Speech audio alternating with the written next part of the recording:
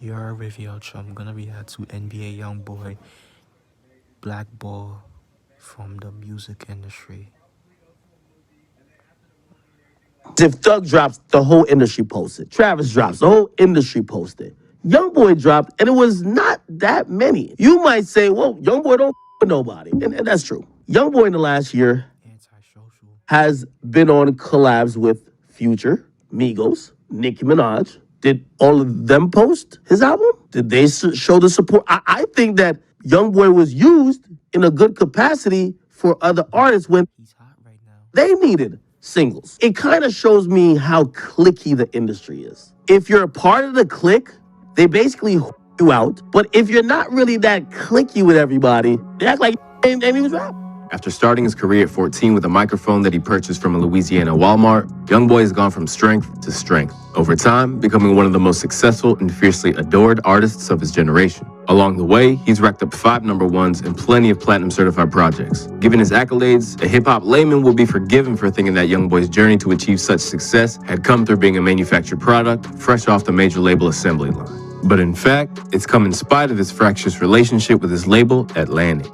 And after signing to the world-famous conglomerate in 2017, YoungBoy quickly returned to doing what he did best and continued to build the hype in preparation for his first studio album Until Death Called My Name in 2018. But by the time he was gearing up to release his sophomore project, Top, in September 2020, any hopes of a harmonious relationship between them had all but disintegrated. After having his attempts to buy his masters rejected, in spite of the fact that he offered his next 4 albums for free, YoungBoy would begin to express his displeasure with the label at every opportunity. And if his assessment of the situation is to be believed, it's basically resulted in them attempting to blackball him. Sparked by the removal of his Colors mixtape from an Apple Music chart, YB suggested that his label was trying to place roadblocks in the way of his success. I was going number 1 2 weeks straight with a mixtape, so they took it down off the charts. I don't give a you still can't stop me. He wrote via a YouTube. You can't stop him.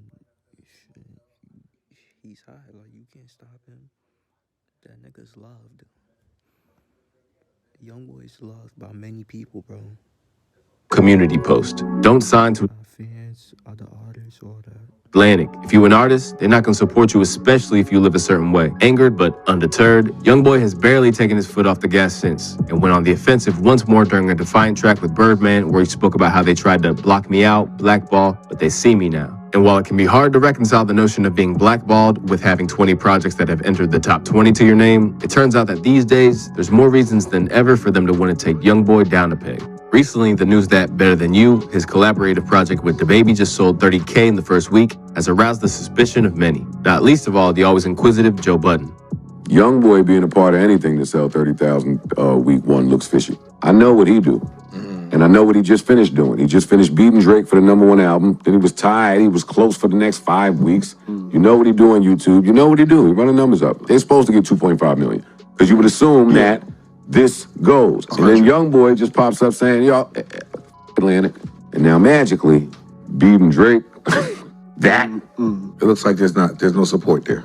No, see, it looked like more than that. It looked like this is stepped on.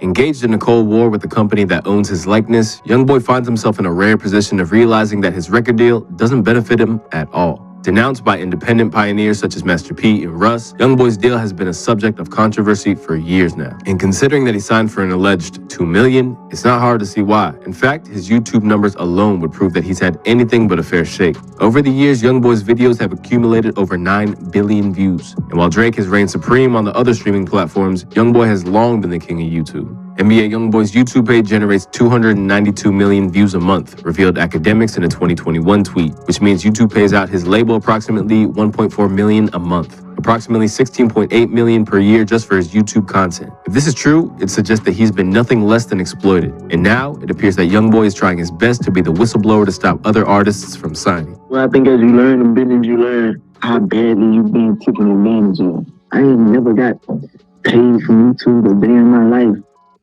Nigga never got paid off YouTube. Damn. And niggas taking money off him, off YouTube. Make all the money off my YouTube and then give me a small percentage. This man wanna get out of his contract. Wanna get out of Atlantic City. I mean, not Atlantic City, Atlantic Records. Out my all that slavery, son. But you know that's what we signed up for business. Although he acknowledged that his own youthful naivety and eagerness to sign to a label helped to create the problem, YoungBoy's public campaign to get artists to refuse to sign to Atlantic has likely made him public enemy number one in their headquarters. However, it's notable that rather than release this unruly employee as they would with anyone working behind a desk, they've tried everything to hold on to him.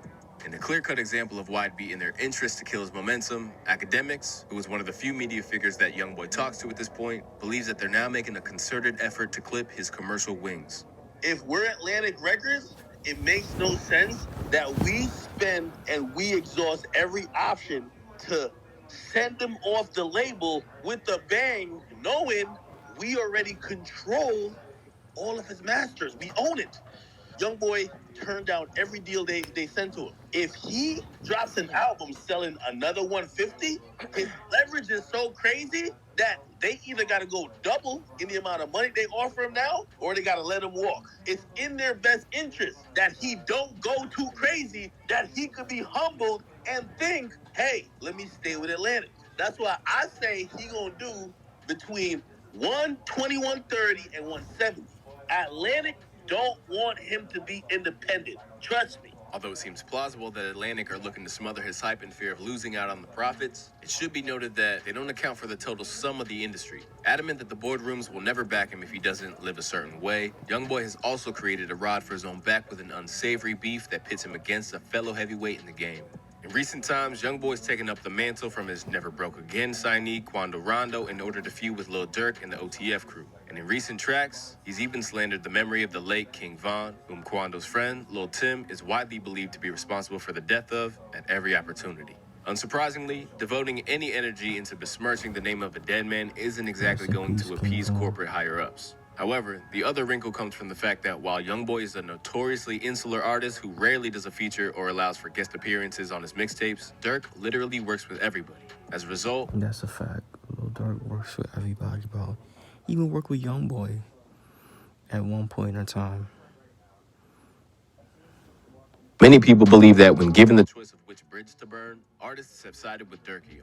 You got him and Quando and a lot with Durk. You gotta be a certain type of artist to be able to just be in the middle. If you kicking it like your brother, So in a you gotta situation- stand on that. I feel like So if it's me, don't be in my face with all that, like, and then be with a who you know killed my boy. Keep your over there. We ain't doing that.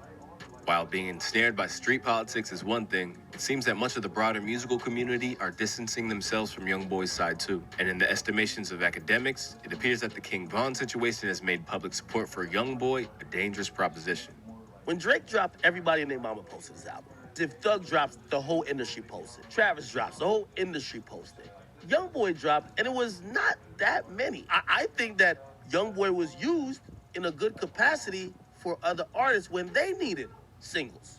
Did they reciprocate? It kind of shows me how cliquey the industry is. If you're a part of the clique, they basically you out. You're then spread thin to save everybody's career and give everybody a moment. But if you're not really that cliquey with everybody, they act like and he was rap. I'm wondering if the latest situation with Quando Rondo may affect people showing love, especially industry dudes. Durk is on fire right now. Durk was following YoungBoy, unfollowed him as soon as his page came back up. I'm wondering if that affects anything. I was told Quando Rondo wasn't getting industry support, and it's kind of a reliable source, because if certain entities or people support him in the industry, it would mean they're going against the other side.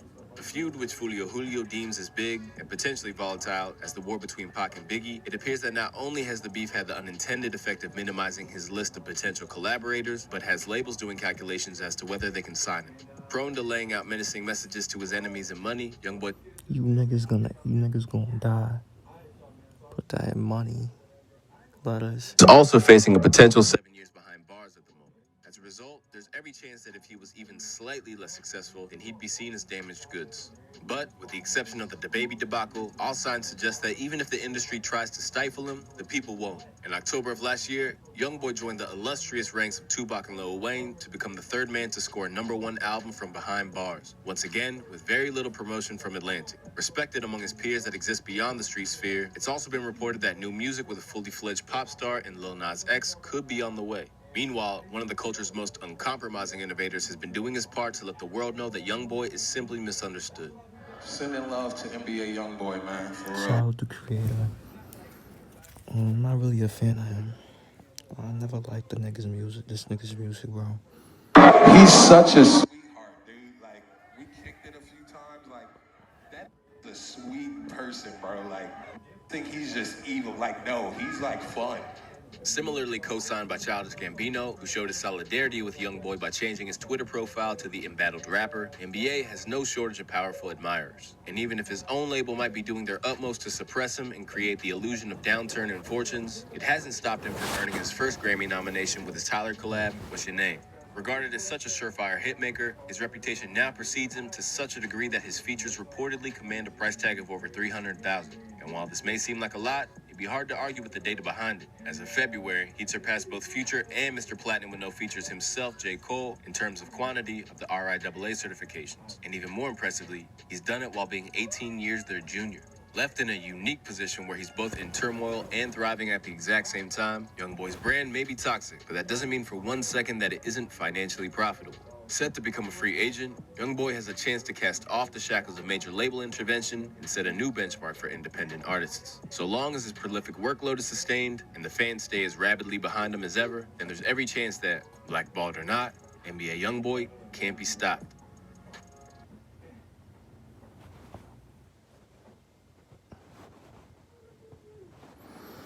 That's the video. What's your thoughts on this song? I mean, not song. What's your thoughts on this video, bro? Yeah, like he said at the ending, like, BlackBalled or not, YoungBoy is can't be stopped, bro. He's really hot, bro. If he dropped a song like right now, as I speak, he's gonna hit like 1 million, bro. That shit gonna hit 1 million, bro. It's gonna be trending, bro. Like, word two,